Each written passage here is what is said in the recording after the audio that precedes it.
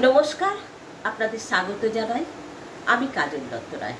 আমার কিছুক্ষণ চ্যানেলে আমি আপনাদের স্বাগত জানাই আবার। আমি একটা ছোট্ট কবিতা বলছি। শরদিন্দু কর্মকার।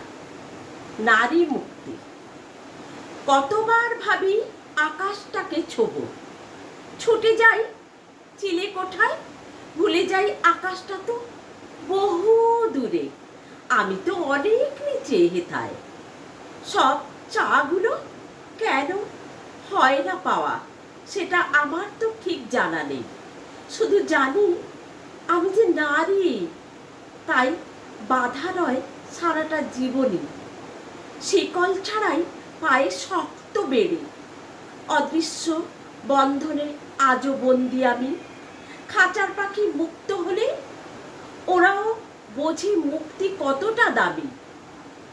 দাঁড়ের পাখি উঠতে চায়, তবু দাঁড়েই থাকে আবদ্ধ।